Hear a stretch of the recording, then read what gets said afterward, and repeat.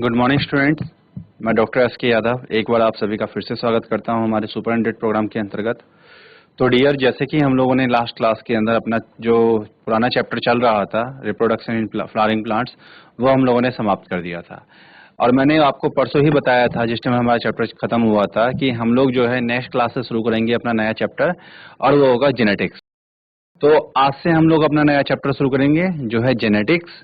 और genetics basically क्या होता है उसके बारे में हम लोग यहाँ पे बात करेंगे। तो थोड़ा सा एक इंट्रो देकर चलता हूँ मैं चैप्टर के बारे में, हम लोग इसमें क्या क्या पढ़ेंगे, किन किन चीजों पे हमारा फोकस रहेगा। तो सबसे पहली चीज तो हम समझेंगे जेनेटिक्स क्या होता है।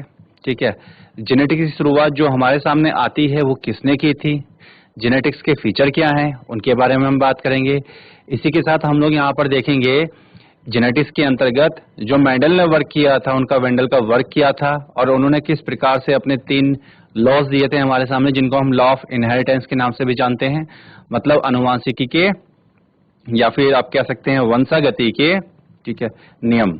उनके बारे में हम बात करेंगे, जिसके अंदर आप पढ़ते हैं एक लॉ ऑफ डोमिनेंस, दूसरा पढ़ते हैं लॉ ऑफ इंडिपेंडेंट असॉर्टमेंट, और तीसरा पढ़ते हैं आपका लॉ ऑफ सेग्रीगेशन। तो हम 3 नियमों के बारे में बात करेंगे। फिर हम लोग आगे बात करेंगे इसके अंदर लॉस को खत्म होने के बाद में जो हमारे पास में जेनेटिकल डिसऑर्डर्स होते हैं वो क्या होते हैं, मेंडेलियन जेनेटिकल डिसऑर्डर्स क्या होते हैं, उनके बारे में हम लोग बात करेंगे। थोड़ा सा इस चैप्टर में हम लोग देखते हैं पेडिग्री एनालिसिस, कि अगर हमारे पास में कोई व्यक्ति है उसके बारे में पता हो, उसके सारे लक्षणों के बारे में पता हो, तो हम उसकी वंशागति किस प्रकार की होने वाली है, किसी बीमारी का ट्रांसमिशन किस प्रकार से होने वाला है, या फिर किसी परिवार के अंदर कोई बीमारी किस जनरेशन पे हमें दिखाई दे सकती है, उन सब चीजों के बारे में हम लोग बात करेंगे। और हमारा यही होता है जेनेटिक्स का पहला चैप्टर, जिसको हम बोलते हैं प्रिंसिपल एंड इनहेरिटेंस। ठीक है, उसके बाद हमारा जो है जब ये चैप्टर खत्म हो जाएगा तो अगला चैप्टर होगा हमारा मॉलिक्यूलर बेसिस ऑफ इनहेरिटेंस। तो आज हम देखेंगे प्रिंसिपल्स ऑफ इनहेरिटेंस, और नेक्स्ट चैप्टर में देखेंगे फिर हम लोग मॉलिक्यूलर बेसिस ऑफ इनहेरिटेंस। तो ज्यादा टाइम ना लेते हुए चलते हैं अपने स्मार्ट बोर्ड की तरफ, और जहां पे करते हैं अपने चैप्टर की शुरुआत। तो चलते हैं स्मार्ट बोर्ड की तरफ और देखते हैं आज का टॉपिक। तो डियर, जैसे कि मैंने आप लोगों को बताया कि हम लोग इसके अंदर जो पढ़ने वाले हैं वो जेनेटिक्स के बारे में पढ़ने वाले हैं। अब जेनेटिक्स क्या होती है, किस चीज के साथ डील करती है, उन्हीं सब चीज को समझेंगे। और इसके अलावा मैं आपको ये भी बताऊंगा यहाँ पर कि जो हमारे पास में जेनेटिक्स है उसके अंदर किस किस वैज्ञानिक ने अपनी एक अहम भूमिका निभाई थी। तो चलिए करते हैं शुरू इसकी। सबसे पहले तो हम बात करते हैं जेनेटिक्स के बारे में कि जो जेनेटिक्स है वो क्या होती है। तो जैसा कि मैंने आपको बताया कि हमारा जो चैप्टर है आज का वो क्या है, जेनेटिक्स।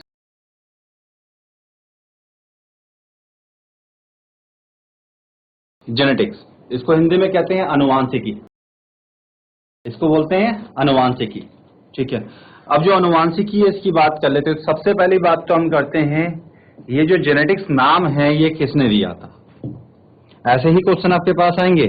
ठीक है, और जैसा कि मैंने बताया था कि आपको कुछ ऐसे नाम बताऊंगा जो नीट के अंदर क्वेश्चन अक्सर पूछे जाते हैं, तो उन्हीं की हम बात करते हैं। तो जेनेटिक्स नाम किसने दिया था, तो हम बताते हैं डब्ल्यू बेटेसन।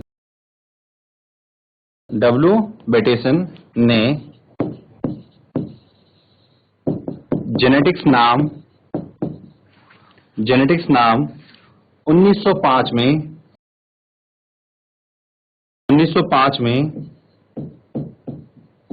दिया था। 1905 में दिया था, तो जेनेटिक्स नाम दिया था इन्होंने 1905 में। और जो ये बेटेसन है हम इनको एक खिताब से नवाजते हैं, इनको एक सम्मान भी एक बात कहते हैं। जो बेटेसन है इनको हम कहते हैं फादर ऑफ मॉडर्न जेनेटिक्स। इनको हम फादर ऑफ मॉडर्न जेनेटिक्स कहते हैं, मतलब आधुनिक अनुवांशिकी के जनक। इन्हें फादर ऑफ मॉडर्न जेनेटिक्स कहते हैं। फादर ऑफ मॉडर्न जेनेटिक्स कहते हैं, इन्हें कहा जाता है फादर ऑफ मॉडर्न जेनेटिक्स। अब हम बात कर लेते हैं जेनेटिक्स की। तो जेनेटिक्स बेसिकली होती क्या है, ठीक है, तो हम उसको समझाते हैं जेनेटिक्स क्या होती है। ठीक है, जीव विज्ञान की वह शाखा, जीव विज्ञान की वह शाखा जो हेरिडिटी तथा वेरिएशन, हेरिडिटी तथा वेरिएशन के साथ डील करती है, हेरिडिटी तथा वेरिएशन के साथ डील करती है, जेनेटिक्स कहलाती है, जेनेटिक्स कहलाती है। तो जीव विज्ञान की वह शाखा जो हेरिडिटी तथा वेरिएशंस के साथ डील करती है, जेनेटिक्स कहलाती है। अब इसके अंदर हमारे पास दो शब्द हैं, एक है हेरिडिटी और दूसरा है वेरिएशन। तो मैं आपको समझाना चाहूंगा, देखिए हेरिडिटी का मतलब क्या होता है। हेरिडिटी का मतलब होता है आपकी वंशागति, ठीक है, और वेरिएशन का मतलब होता है विविधता, ठीक है। तो हम इसी की बात करेंगे यहां पर कि ये हेरिडिटी और वेरिएशंस क्या होते हैं। थोड़ा सा पहले मैं आपको इसके बारे में समझाना चाहूंगा, ठीक है। तो इनके बारे में हम लोग जानेंगे यहां पर।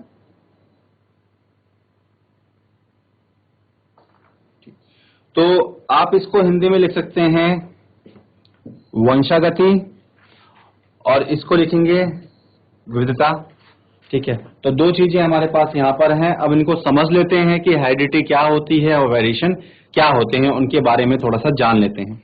तो चलिए समझते हैं इसको। अब मान लेते हैं जैसे मेरे पास एक व्यक्ति है अजय,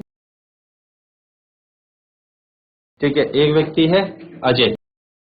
अब अजय की जो शादी हुई है वो पिंकी से हुई,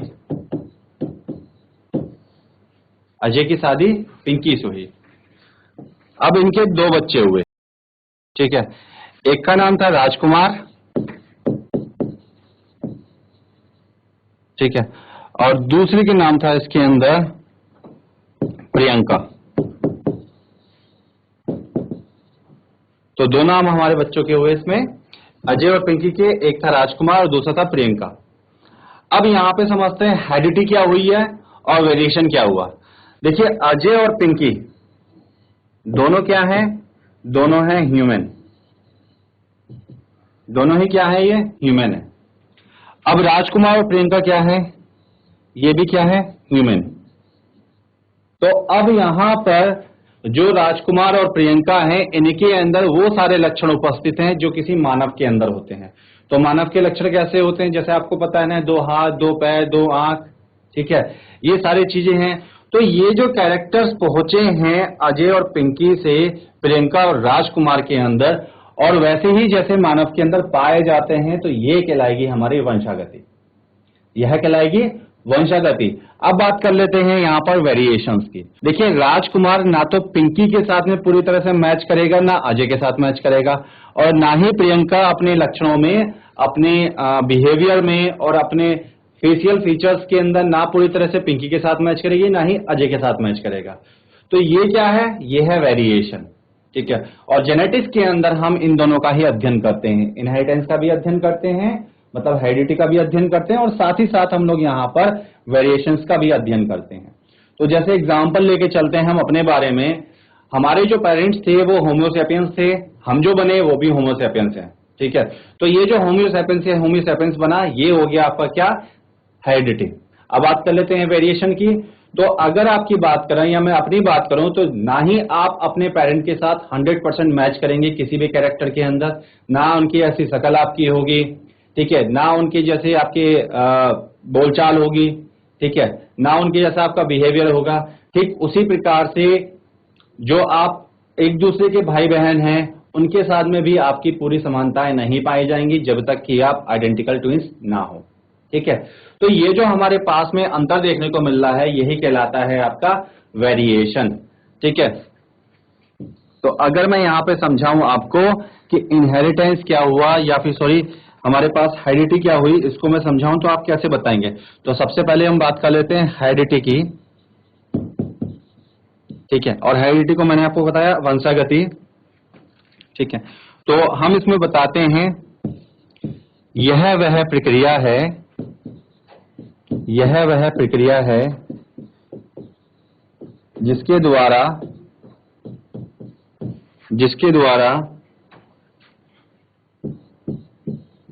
एक जनरेशन से आनुवांशिक लक्षण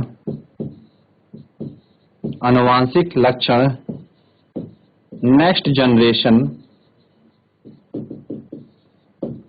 में जाते हैं।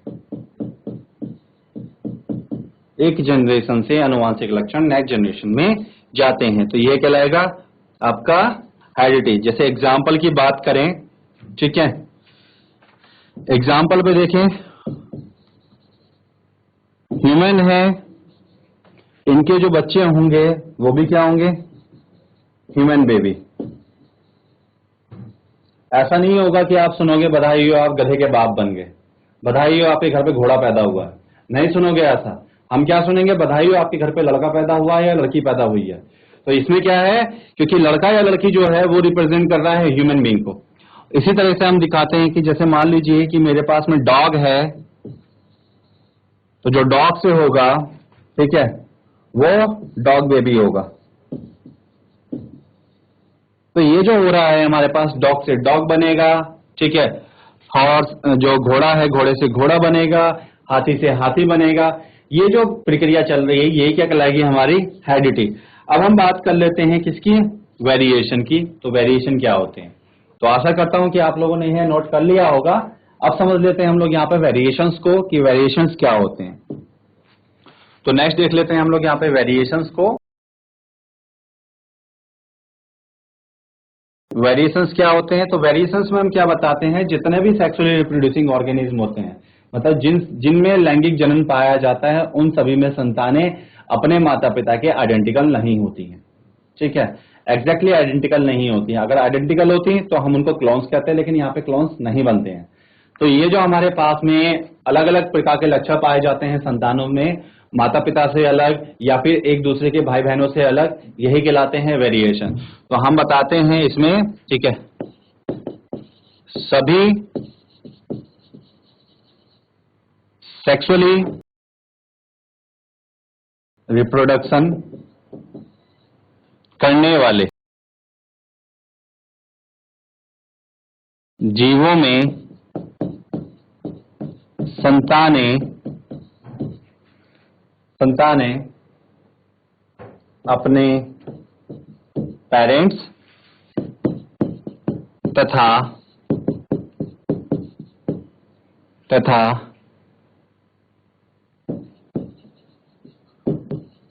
फैमिली मेंबर्स से भिन्न होती हैं। यह घटना वेरिएशन कहलाती है। वेरिएशन कहलाती है। इसी घटना को हम क्या नाम देंगे डियर, वेरिएशन। यही हमारा वेरिएशन कहलाता है। ठीक है, नोट कर लीजिए इसको फटाफट। अब इसके बारे में थोड़ा सा मैं आपको बताऊंगा। यहाँ पे कुछ साइंटिस्ट हैं जिन्होंने कुछ कुछ चीजें बताई थी हमें, उनके बारे में भी थोड़ा सा हम नाम दे देंगे। ठीक है, अब जैसे हम लोग बात करते हैं, यहाँ पर एक नाम आता है, आपसे न्यूट में क्वेश्चन पूछ लिया जाता है मुलर के बारे में। जो मुलर हैं उनको क्या कहते हैं, मुलर के बारे में बात करते हैं। तो मुलर को जो है इन्होंने एक नाम दिया था साइटोजेनेटिक्स। इन्होंने साइटोजेनेटिक्स टर्म दी थी। इन्होंने साइटोजेनेटिक्स टर्म दी थी। तो जो साइटोजेनेटिक्स टर्म होती हैं वो इन्होंने दी थी, और इसके ऊपर क्वेश्चन भी पूछा जाता है। इसके बाद अगला नाम आता है मॉर्गन। मॉर्गन, जो मॉर्गन है इनको कहते हैं फादर ऑफ एक्सपेरिमेंटल जेनेटिक्स। ठीक है, मतलब एक्सपेरिमेंटल जेनेटिक्स के जनक। इन्हें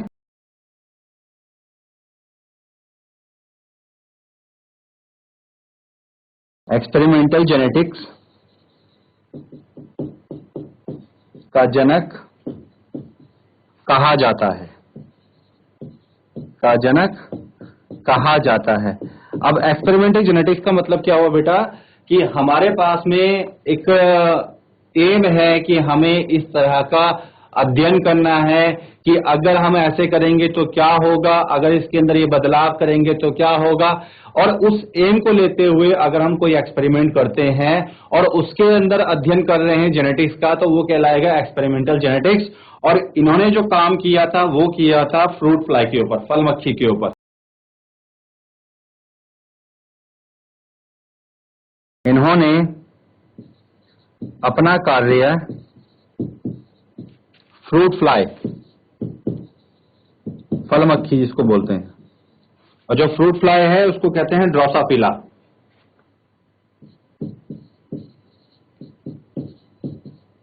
ड्रोसोफिला ये वैज्ञानिक नाम है, इस पर किया था,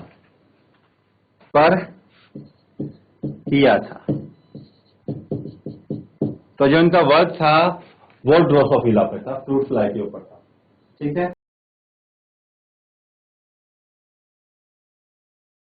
तो बेटा नोट कर लिया आप लोगों ने? यदि हाँ तो हाथ खड़ा करके बताइए। ठीक है, चलिए अब हम बात करेंगे यहाँ पे मेंडलिज्म की। ये चैप्टर बेटा देखो आप लोगों के लिए बोर्ड के लिए भी बहुत इंपॉर्टेंट होता है, जेनेटिक्स वाला चैप्टर। और जो हमारा नीट का एग्जाम होता है उसके लिए भी बहुत इंपॉर्टेंट होता है। नीट में हर साल 4 से 5 क्वेश्चन जेनेटिक्स से आ जाते हैं, और बोर्ड के अंदर भी आपके 2-3 क्वेश्चन जेनेटिक्स से आ ही जाते हैं। ठीक है, तो हम इस चीज को बड़ा सीरियसली लेके चलेंगे और बहुत अच्छे से समझेंगे इस चैप्टर को। अब हम आगे बात करते हैं। इसके अंदर नाम आता है मेंडलिज्म, एक टर्म आती है मेंडलिज्म। मेंडलिज्म, कि मेंडलिज्म क्या होता है। तो एक वैज्ञानिक थे जिनका नाम था ग्रीगर जॉन मेंडल। ठीक है, तो जो ग्रीगर जॉन मेंडल था, इनकी हम बात करें तो ग्रीगर जॉन मेंडल ने बहुत सारे काम किए थे आनुवांशिकी के क्षेत्र में, इसके ऊपर जेनेटिक्स के अंदर। तो इसलिए उनके सभी कार्यों को मेंडलिज्म के अंतर्गत रखा जाता है, तथा इनके द्वारा दिए गए नियमों को मेंडलिज्म के अंतर्गत रखा जाता है। ठीक है, तो हम इनको बताते हैं कि मेंडलिज्म क्या होता है। ठीक है, तो हम बताते हैं मेंडल के द्वारा किए गए जेनेटिक्स के क्षेत्र में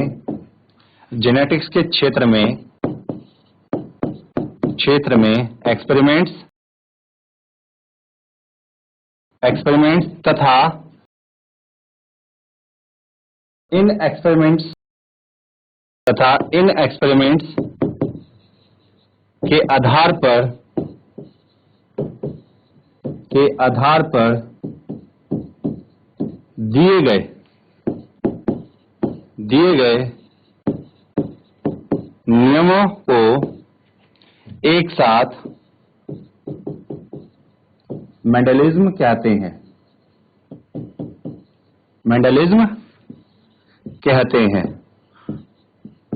तो मेंडल ने जो कार्य किए और उनके जो कार्य का रिजल्ट मिला, उसके आधार पर जो उन्होंने नियम दिए, ठीक है, ये सब मिलके क्या इसके अंतर्गत आते हैं? मेंडलिज्म के अंतर्गत आते हैं। तो इसी को हम मेंडलिज्म कहते हैं। नेक्स्ट हम बात कर लेते हैं। अब यहां पर आपके पास में बहुत कई बार क्वेश्चन पूछा जाता है, आपके बोर्ड एग्जाम में ही पूछा जाता है कि मेंडल का जन्म कहां हुआ था, मेंडल ने किस पादप के ऊपर काम किया था, मेंडल के कार्य को किन वैज्ञानिकों ने हमारे सामने प्रदर्शित किया था। तो इसके रिगार्डिंग हम लोग जो है मेंडल की कुछ इतिहास के बारे में जानेंगे कि मेंडल का इतिहास क्या था, इन्होंने कहां जन्म लिया था, ये पेशे से क्या थे, इनके फैमिली मेंबर्स क्या करते थे, इनकी जन्म कब हुआ था, इनकी मृत्यु कब हुई थी, किस बीमारी से इनकी मृत्यु हुई थी। नीट के अंदर ये क्वेश्चन भी पूछा गया है कि मेंडल की मृत्यु किस बीमारी के कारण हुई थी। तो मेंडल के ऊपर बहुत फोकस किया जाता है यहाँ पर, और हम भी यहाँ पर फोकस करेंगे थोड़ा सा मेंडल के ऊपर। तो यहाँ पे हम डालते हैं किसके बारे में, छोटी सी एक ब्रीफली हम लोग एक हिस्ट्री के बारे में जान लेते हैं, लाइफ हिस्ट्री के बारे में मेंडल के। तो हम लोग नाम डालेंगे यहाँ पे ग्रीगर जॉन मेंडल। ग्रीगर जॉन मेंडल, ठीक है। तो ग्रीगर John Mendel, GREGOR, ग्रीगर JOHANN, John Mendel, MENDEL, ग्रीगर John Mendel. तो ग्रीगर जॉन मेंडल जो हैं, इनके बारे में हम बात कर लेते हैं थोड़ा सा। तो इनकी जो लाइफ हिस्ट्री थी वो कब से कब तक थी, तो हम बताते हैं इनकी जो लाइफ हिस्ट्री थी, ठीक है। इनका जो जीवन था वो लगभग आपका सन 1822 से लेकर सन 1884 तक था, ठीक है। तो इनका पूरा जीवन काल 1822 और 1884 के बीच में था, ठीक है। अब हम आगे बात कर लेते हैं इनके बारे में। तो इनका जन्म कब हुआ था और कहां हुआ था, तो हम बताते हैं मेंडल का जन्म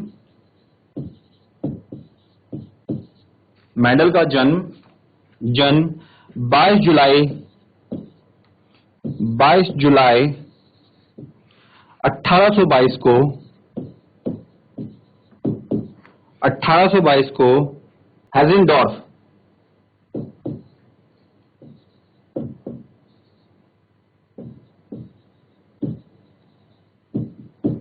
हेजेनडॉर्फ ऑस्ट्रिया, हेंजेनडॉर्फ ऑस्ट्रिया में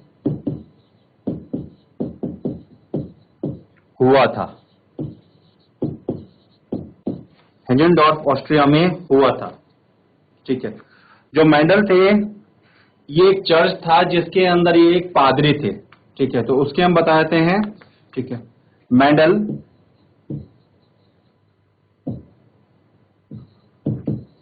ऑस्ट्रिया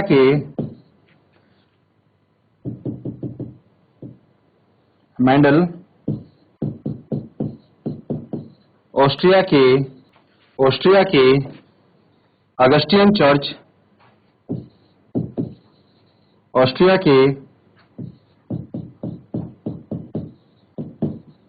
अगस्टिनियन चर्च कह लीजिए या फिर मोंटेसरी कह लीजिए, अगस्टिनियन मोंटेसरी, ये चर्च ही कह लीजिए, चर्च कर देते हैं इसको हम। चर्च में पादरी थे,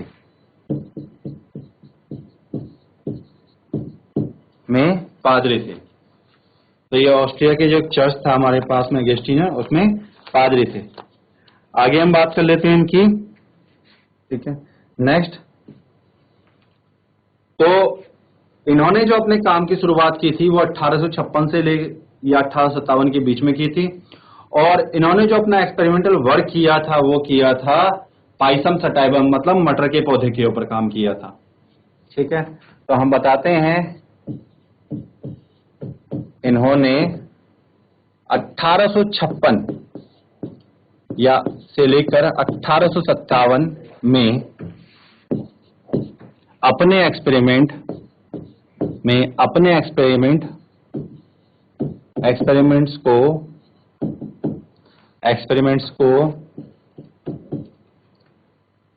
पी प्लांट्स मतलब मटर के पौधे, और ब्रैकेट में लिख देंगे पाइसम सटाइवम। ये आपसे पूछ लिया जाता है किसके ऊपर काम किया था, तो हम बताएंगे पाइसम सटाइवम,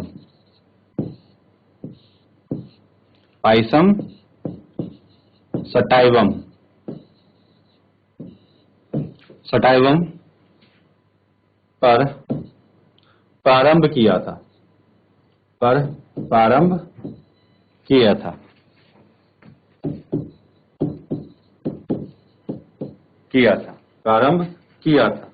ठीक है। अब हम इनकी बात करते हैं, तो इनका जो रिजल्ट आया था इनके एक्सपेरिमेंट्स का, वो एक वैज्ञानिक जर्नल में आया था सन 1866 के अंदर, जिसका नाम था नेचर फॉर सेंडर वेरिएन। इनके एक्सपेरिमेंट्स का फल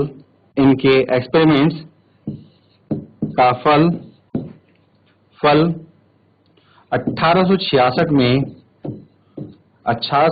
में वैज्ञानिक जर्नल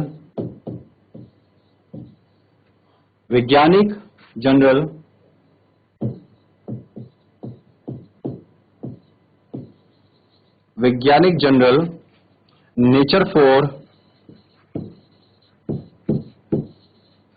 फॉर सेंडर वेरिएन सेंडर वेरिएंट में प्रकाशित हुआ था, प्रकाशित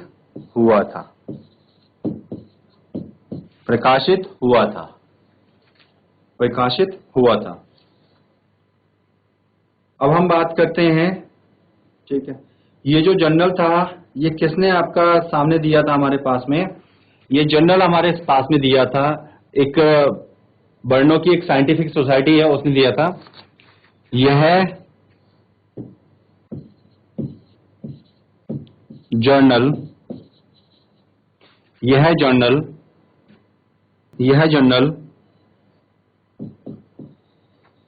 नेचुरल हिस्ट्री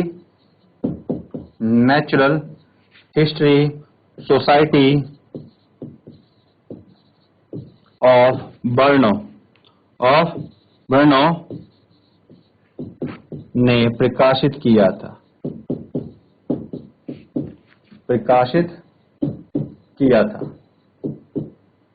प्रकाशित किया था। Natural History Society of Bruno ने प्रकाशित किया था। ठीक है, इसके बाद हम बात करते हैं, देखिए जो मेंडल थे, मेंडल ने अपना जो काम किया था, काम करने के बाद जो रिजल्ट इन्होंने पब्लिश किए थे वो काम बहुत अच्छा था, बहुत अच्छा काम था उनका। अगर वो काम इतना अच्छा नहीं होता तो आज की डेट में बहुत सारी बीमारियां, बहुत सारे हमारे पास में इलाज संभव नहीं हो पाते। क्योंकि मेंडल ने काम किया था तो इसलिए हमारे पास में आनुवांशिकी से रिलेटेड बहुत सारी बीमारियों का इलाज आज संभव हो पाया है। परंतु उस समय पे जो मेंडल है उनको वो सम्मान नहीं मिला जिसके वो हकदार थे, और अंततः सन 1884 में उनकी मृत्यु हो जाती है। ठीक है, हम इसी को बताते हैं। ठीक है, नेक्स्ट, मेंडल ने अपना एक पेपर, बेटा ये जो पेपर है साइंटिफिक पेपर है, ये वो नहीं है जो आप अपने यहाँ पे कराते हैं, वो पेपर नहीं, साइंटिफिक पेपर है। एक paper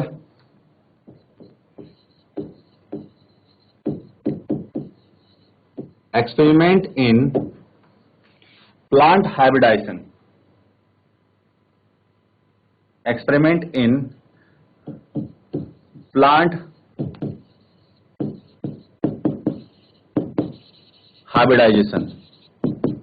experiment in plant hybridisation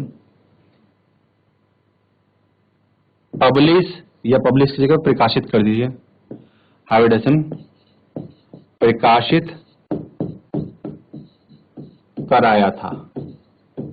प्रकाशित कराया था। मेंडल को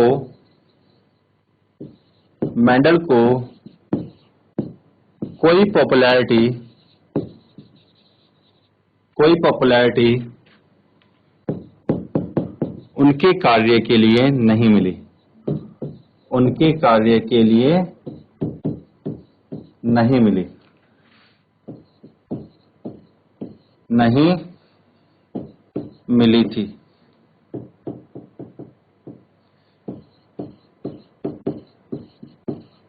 नहीं मिली थी। अंत में सन 1884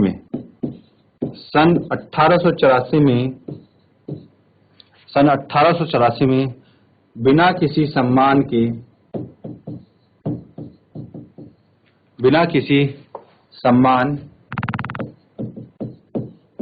को प्राप्त किए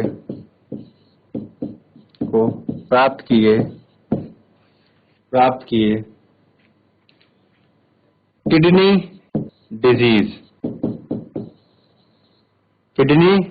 और ये जो किडनी डिजीज है इसको कहते हैं ब्राइट डिजीज के कारण उनकी मृत्यु हो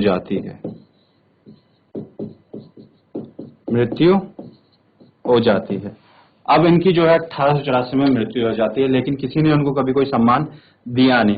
और जब इनकी मृत्यु हो जाती है, मृत्यु के लगभग 16 साल बाद सन 1900 में, देखिए 1884 से 1900 में जाके कहीं इनके कार्य को कुछ वैज्ञानिकों ने देखा और बताया कि भाई जो मेंडल ने काम किया ये तो अपने समय से बहुत ज्यादा आगे का काम किया है और इनके काम को तो सम्मान मिलना चाहिए, इनके कार्य को तो आगे बढ़ाना चाहिए। तब जाके उनके सन 1900 के अंदर उनके कार्य को दोबारा से जो कुछ वैज्ञानिक हैं उन्होंने दोहराया और उनके जो रिजल्ट थे उनके आधार पर कुछ नियम बना दिए गए। तो जो नियम हम पढ़ते हैं वो मेंडल ने कभी नहीं दिए थे। मेंडल के जो नियम दिए हैं वो किसी और वैज्ञानिक ने दिए थे, लेकिन उनके कार्य से प्रेरित होकर दिए थे। ठीक है, तो हम बताते हैं आगे इसमें।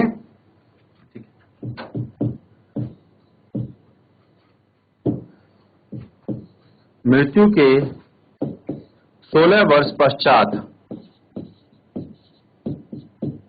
मृत्यु के 16 वर्ष पश्चात मेंडल के कार्य को पुनः डिस्कवर किया गया,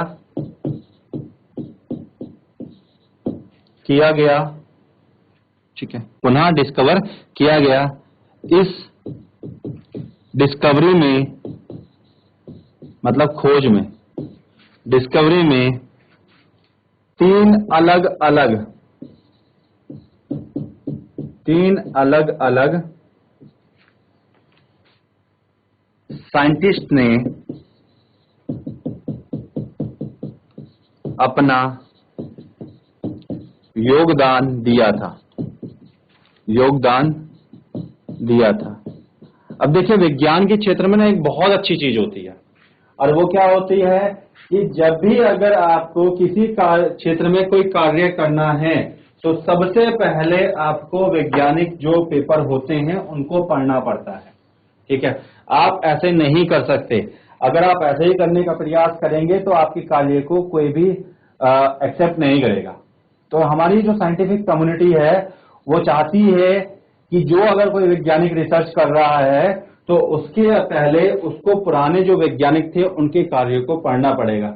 जैसे एग्जाम्पल के तौर पे जब मैंने अपनी पीएचडी की थी तो पीएचडी की शुरुआत करने से लगभग 6 महीने पहले तक, ठीक है, शुरुआत मेरी 6 महीने बाद हुई, 6 महीने पहले तक केवल और केवल मैंने वैज्ञानिक पेपर्स की ही स्टडी की थी। जैसे आप किताबों की स्टडी करते हैं जिसके अंदर मैंने 200 से 250 पेपर तक पढ़े थे। ठीक है, तो ऐसा ही इसके अंदर किया जाता है। और उसमें क्यों किया जाता है? ताकि ये पता चल सके कि कहीं किसी वैज्ञानिक ने कोई ऐसा कार्य तो नहीं किया जिसको हम करने जा रहे हैं, और किया है तो उसका क्या रिजल्ट रहा था और क्या उसको सम्मान दिया गया था, नहीं दिया गया था। तो वही चीज हुई थी मेंडल के साथ भी। तो ये जो 3 वैज्ञानिकों नाम आप बताने जा रहा हूं, इन तीनों वैज्ञानिक ने जेनेटिक्स के ऊपर कार्य करना शुरू किया और स्टडी करनी शुरू की पिछले पेपर्स की।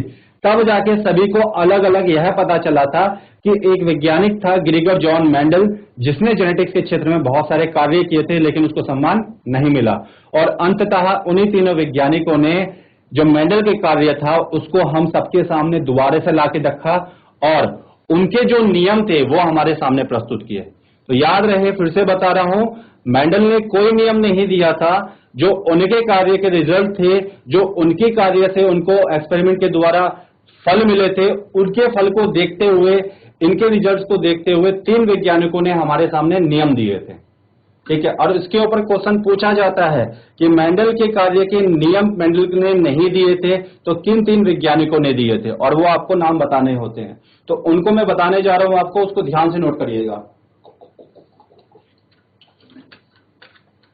तो जैसा कि मैंने आपसे बताया था कि 3 वैज्ञानिकों ने योगदान दिया था। अब वो कौन कौन थे? तो सबसे पहला नाम आता है कार्ल कोरेंस। पहला नाम कार्ल कोरेंस। Karl coherence. तो जो कार्ल कोरेंस थे ये जर्मनी के थे। कहां के थे? जर्मनी के।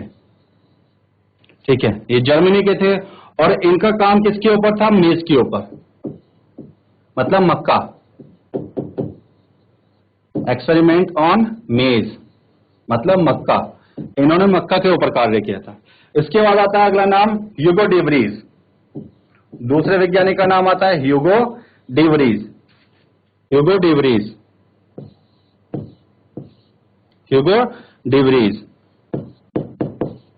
तो जो ह्यूगो डी वरीज थे ये थे हॉलैंड के, ये कहां के थे? हॉलैंड, ये हॉलैंड के थे और इन्होंने जो काम किया था वो प्रिमरोज के ऊपर किया था। एक्सपेरिमेंट ऑन प्रिमरोज, इन्होंने प्रिमरोज के ऊपर काम किया था, ठीक है। और इसके अलावा तीसरा वैज्ञानिक जो हमारे पास तीसरे वैज्ञानिक आते हैं, तीसरे वैज्ञानिक का नाम होता है Erich von Tschermak. Erich von टेसरमैक,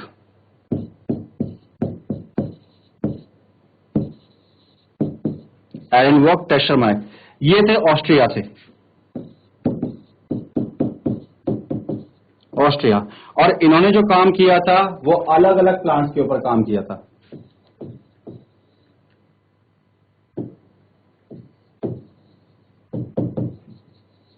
experiment on different plants.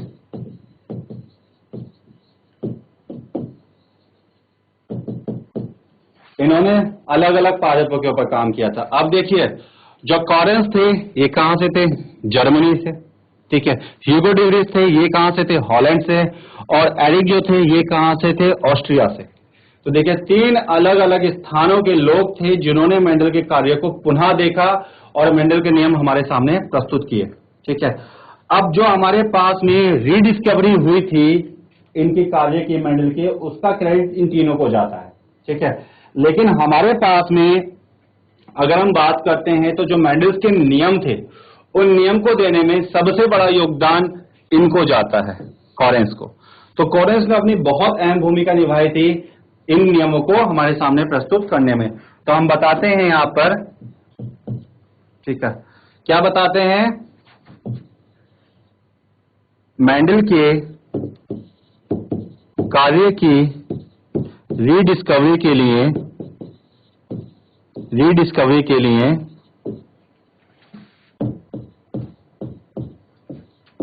इन तीनों वैज्ञानिकों को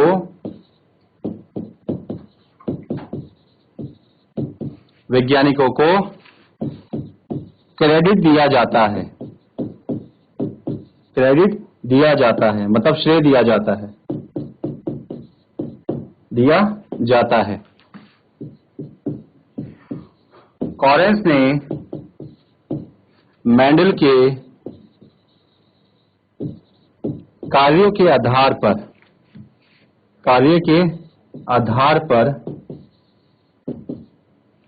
पर मेंडल के दो नियम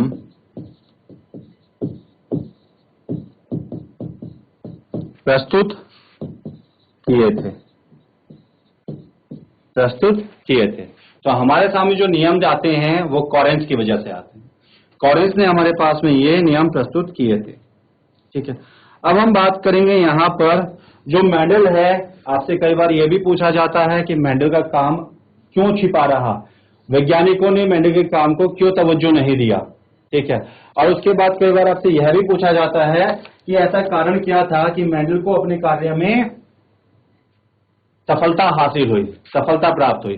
तो उन्हीं चीजों को हम लोग देखेंगे यहाँ पर कि मेंडल को सफलता क्यों मिली थी, और साथ ही साथ हम यहाँ पर यह भी देखेंगे कि मेंडल को उस समय पे सफलता क्यों नहीं मिली जिस समय पे उन्होंने अपने कार्य को किया था, ठीक है। तो उन चीजों को हम लोग अभी समझेंगे।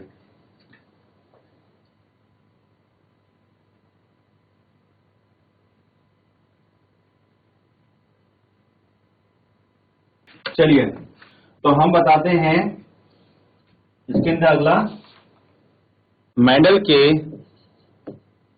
रिजल्ट्स क्यों छिपे रहे। तो पहले हम बात कर लेते हैं मेंडल्स के रिजल्ट्स क्यों छिपे रहे, ठीक है। और बाद में हम देखेंगे मेंडल्स को सफलता क्यों मिली। तो पहले तो हम उसकी बात कर लेते हैं मेंडल्स के रिजल्ट क्यों छिपे रहे। तो सबसे पहली चीज, जिस समय पर मेंडल ने अपने रिजल्ट को प्रकाशित किया था उस समय पे एक बहुत बड़े इवोल्यूशनिस्ट या कह सकते हैं हमारे पास में जो विकास है, ठीक है, उसमें कार्य करने वाले वैज्ञानिक डार्विन की एक पुस्तक आई थी और ज्यादातर लोग जो थे डार्विन की पुस्तक को डिस्कस करने में हमारे सामने व्यस्त थे। ठीक है, तो हम बताते हैं यहां पर, तो लिखिएगा उस समय पे, जिस समय पर मेंडल ने अपने कार्य को प्रकाशित किया था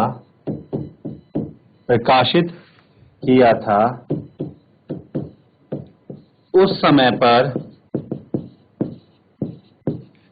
डार्विन ने एक पुस्तक, पुस्तक का नाम क्या था? ओरिजिन ऑफ स्पीसीज प्रकाशित की थी।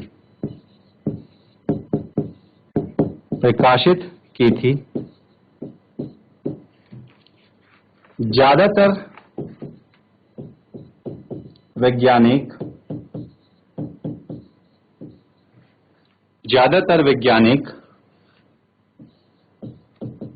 इस पुस्तक पर डिस्कशन में व्यस्त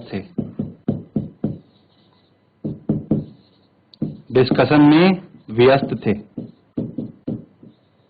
तो अधिकतर वैज्ञानिक इसमें व्यस्त थे, क्या जो इसमें लिखा है वो सही है, अगर सही है तो कैसा सही है, उन सब चीजों के ऊपर। इसके अलावा जो मेंडल का काम था उस समय पर कोई भी वैज्ञानिक इस तरह के कार्य को समझने के लिए तैयार ही नहीं था, क्योंकि कभी किसी ने इसके बारे में सोचा ही नहीं था।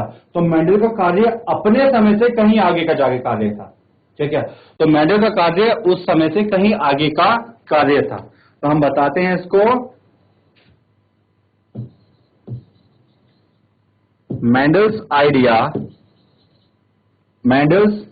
Ideas were ahead of that time। Mendel की सोच उस समय से कहीं आगे की थी।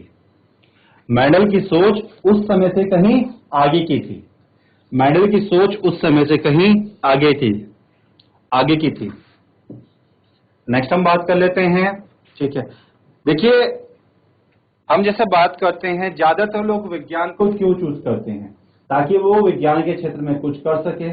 और विज्ञान के क्षेत्र में भी अगर आप लोग से बात की जाए तो जैसे आपकी क्लास के कुछ बच्चे हैं जिन्होंने मैथ ले रखा है, कुछ बच्चे ऐसे हैं जिन्होंने बायो ले रखा है।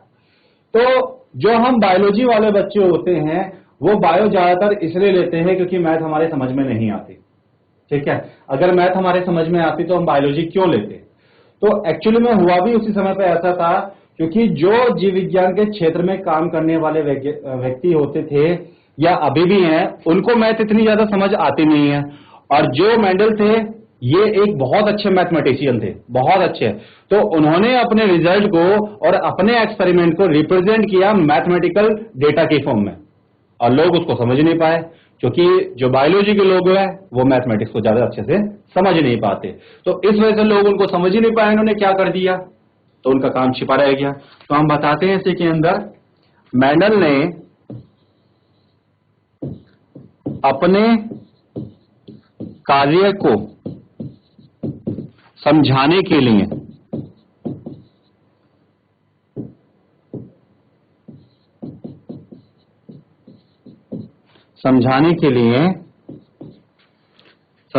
लिए हायर स्टैटिस्टिकल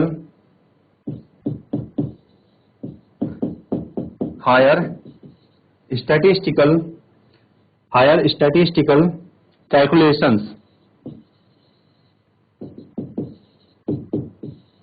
का उपयोग किया था। का उपयोग किया था जिससे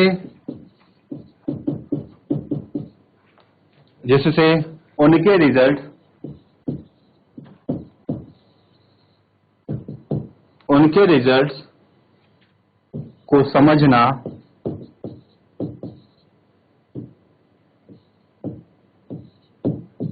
कठिन हो गया था।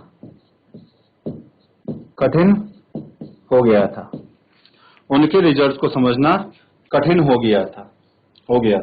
ठीक है, तो ये कुछ कारण थे जिसकी वजह से जो मेंडल है, ठीक है, इनका कार्य छिपा रहा था। पहली चीज, डार्विन की किताब आ गई थी उस समय पे।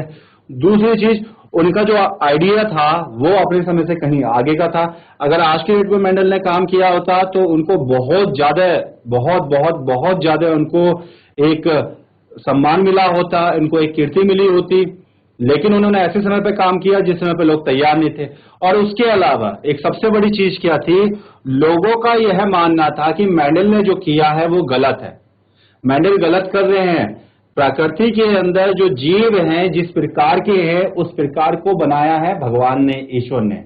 और अगर कोई व्यक्ति उस प्रकार के जीवों के अंदर कोई परिवर्तन लेके आता है, कुछ परिवर्तन करता है, तो वो भगवान के बनाए हुए जीवों में खिलवाड़ कर रहा है। तो लोगों ने इसलिए भी उनको नकार दिया था। अब लास्ट में हम बात करते हैं यहाँ पे कि जो मेंडल थे, मेंडल को सक्सेस क्यों मिली, ऐसा कारण क्या था जिसकी वजह से मेंडल को अपने कार्यों में पूरी तरह से सफलता मिली। जबकि उस समय पे बहुत सारे वैज्ञानिक ऐसे थे जो अलग अलग स्थानों पर इस प्रकार के कार्य को कर रहे थे, लेकिन किसी को भी सफलता हासिल नहीं हुई थी सिवाय मेंडल के। तो उसको भी हम समझते हैं अब नेक्स्ट कि मेंडल को सफलता आखिरकार प्राप्त क्यों हुई थी। तो चलिए देख लेते हैं इसको। ठीक है, मेंडल की सफलता के कारण, मेंडल की सफलता के कारण, ठीक है, कि मेंडल को आखिरकार सफलता मिली क्यों, उसके कारण क्या है। तो देख लेते हैं। सबसे पहली चीज, मेंडल ने जब अध्ययन करना शुरू किया था तो जो वैज्ञानिक थे वो क्या करते थे, वो बहुत सारे कैरेक्टर्स को लेके एक साथ स्टडी करनी शुरू कर देते थे। लेकिन जो मेंडल थे उन्होंने ऐसा नहीं किया। मेंडल ने समझा कि ऐसे में प्रॉब्लम हो सकती है, तो मेंडल ने क्या किया, एक एक करके या दो दो करके उन्होंने कैरेक्टर्स की स्टडी करनी शुरू की, और जिसकी वजह से जो रिजल्ट थे उनके लिए कॉम्प्लिकेटेड नहीं बने। मेंडल ने अपने एक्सपेरिमेंट्स में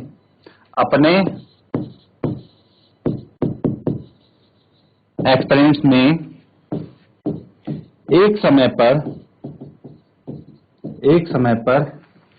समय पर एक या दो लक्षणों को आधार बनाया था। उन्होंने अपने कार्य के लिए एक या दो ही लक्षणों को आधार बनाया था। नेक्स्ट हम बात कर लेते हैं इसके अंदर, अगला। ठीक है, नेक्स्ट देखते हैं इसके अंदर जो मेंडल थे, ठीक है, उन्होंने जो है अपने लिए जो पादप चूज किया था वो सबसे बड़ी उनकी अचीवमेंट थी। उन्होंने जिस पादप को लिया था वो सबसे बड़ी अचीवमेंट थी उनके लिए। ठीक है, उनके की जगह हम कहते हैं उनकी सफलता के लिए उनका प्लांट सिलेक्शन भी सही साबित हुआ या सही था। अब क्यों सही था उसको हम समझ लेते हैं। जो प्लांट का सिलेक्शन उन्होंने किया था वो सही किया था। अब उनका प्लांट का सिलेक्शन क्या था, वो क्या था, पी प्लांट, मटर का पौधा। और इसको मैंने अभी वैज्ञानिक नाम बताया आपको, पाइसम सटाइवम। अब बेटा मैं अंडरलाइन कर रहा हूं तो इसका मतलब आपको भी अंडरलाइन करना पड़ेगा। वैज्ञानिक नाम है, हाथ से लिखोगे तो अंडरलाइन करोगे, पाइसम सटाइवम। अगर ये गलती आपने बोर्ड एग्जाम में की कि वैज्ञानिक नाम को आपने अंडरलाइन नहीं किया, पहला जो जीनस था उसका अक्षर आपने कैपिटल नहीं किया और स्पीसीज के अक्षर को स्मॉल में नहीं लिखा, तो आपके जो नंबर है क्वेश्चन में से कट जाएंगे। तो 11वीं क्लास के अंदर आपको सबसे पहले नियम सिखाए जाते हैं जब आप 11वीं क्लास का पहला चैप्टर पढ़ते हैं ना, ठीक है, लिविंग वर्ड, जीव जगत, तो उसी के अंदर आपको सबसे पहले नियम सिखाए जाते हैं कि वैज्ञानिक नाम कैसे लिखते हैं। तो इन चीजों को हमेशा याद रखना है आपको, ठीक। अब ये क्या थे उसके कारण हम बताते हैं, ठीक है। तो देखिए इनको क्यों फायदा मिला। जो पहली बात ये है कि जो पी प्लांट होता है वो एनुअल प्लांट है, ठीक है, मतलब एक वर्षीय पादप है, और यह एक वर्षीय पादप अपने जीवन काल को 2 से 3 महीने में पूरा कर लेता है। अब क्योंकि वो है अपने जीवन काल को 2 से 3 महीने में पूरा कर लेता है, तो एक बहुत छोटे समय पर बहुत बड़ी संख्या में मेंडल को ऑफस्प्रिंग्स मिल जाती थी। तो हम क्या बताते हैं, पी प्लांट एक एनुअल प्लांट होता है। पी प्लांट एक एनुअल प्लांट होता है जो अपना जीवन चक्र 2 से 3 मंथ्स में पूरा कर लेता है, पूरा कर लेता है। अतः मेंडल को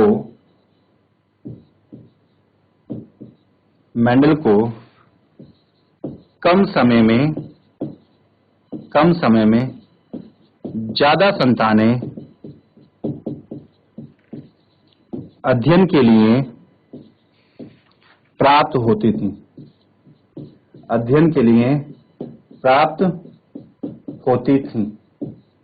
तो पहला बेनिफिट ये मिला। दूसरे की हम बात कर लेते हैं कि जो पी प्लांट होता है उसके अंदर कंट्रास्टिंग लक्षण बहुत ज्यादा होते हैं। 7 कैरेक्टर्स थे जिनके ऊपर मेंडल ने अपना अध्ययन किया था, ठीक है। पी प्लांट में कंट्रास्टिंग लक्षण, कंट्रास्टिंग मतलब एक दूसरे के विपरीत लक्षण, कंट्रास्टिंग लक्षण बड़ी मात्रा में उपस्थित होते हैं।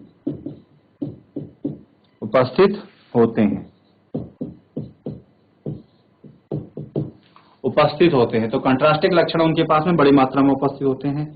इसके अलावा जो पी प्लांट होता है उसके अंदर प्राकृतिक रूप से स्वपरागण पाया जाता है, ठीक है। पी प्लांट में नेचुरली स्वपरागण पाया जाता है,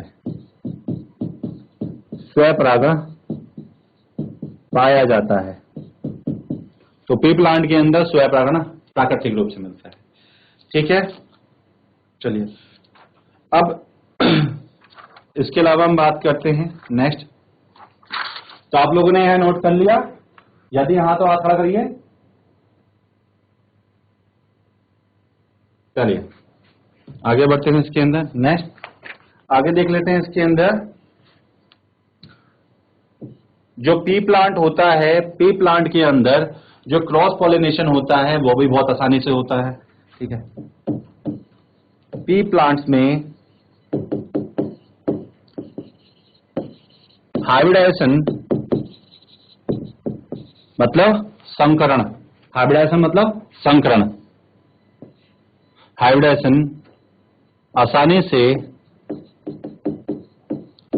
से क्रॉस पॉलिनेशन के द्वारा कराया जा सकता है।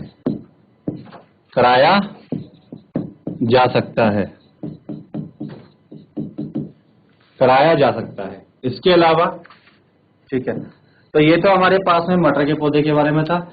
अब मटर के पौधे के बाद हम बात करेंगे जो मेंडल का जो डेटा था, मेंडल ने अपने डेटा के अंदर क्या किया था। देखिए जो वैज्ञानिक होते हैं वो क्या करते हैं, या तो क्वांटिटेटिव स्टडी करते हैं या फिर क्वालिटेटिव स्टडी करते हैं। वैज्ञानिकों ने दोनों एक साथ कर दिए। जो मेंडल थे इन्होंने दोनों चीजों को एक साथ कर दिया।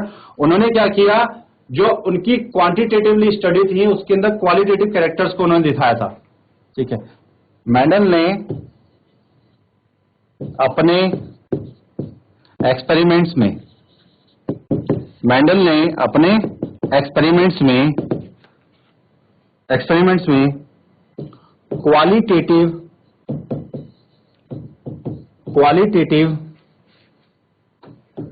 कैरेक्टर्स को क्वांटिटेटिव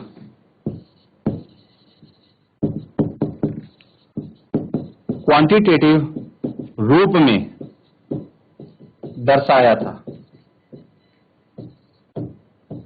तो जो उनके क्वालिटेटिव कैरेक्टर्स थे उनको क्वांटिटेटिव रूप में उन्होंने उसको प्रदर्शित किया था। और इन्होंने क्या किया था, अपने एक्सपेरिमेंट के जितने भी रिकॉर्ड थे सबको संभाल कर रखा था। इन्होंने पूरे समय पर अपने एक्सपेरिमेंट्स को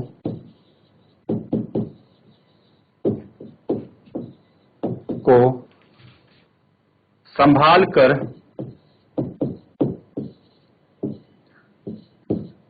रिकॉर्ड्स बनाए थे। ठीक है, हमारे पास में क्या मेंडलिज्म के बारे में। तो डियर यहाँ पे तो आपका जो कार्य थे उनके बारे में मैंने आपको समझा दिया कि मेंडल ने अपने कार्यों को कैसे किया था। ठीक है, अब हम समझेंगे कल इसके अंदर जो मेंडल ने काम किया है पी प्लांट के ऊपर, वो कितने कैरेक्टर्स को स्टडी की थी। तो उसके अंदर कुल मिला के उन्होंने 7 कैरेक्टर्स को देखा था। 7 कैरेक्टर्स के लिए उन्होंने स्टडी किया था पी प्लांट्स को। ठीक है, और उसी के बाद जो है अपनी वंशागति के नियम हमारे सामने आए थे। तो आशा करता हूं मेंडल के इनके बारे जो छोटी सी जीवनी थी आप लोगों को समझ में आई होगी। ठीक है, अब कल हम समझेंगे मेंडल के कार्य क्या क्या थे और उसी के साथ साथ मेंडल के नियमों को भी समझेंगे।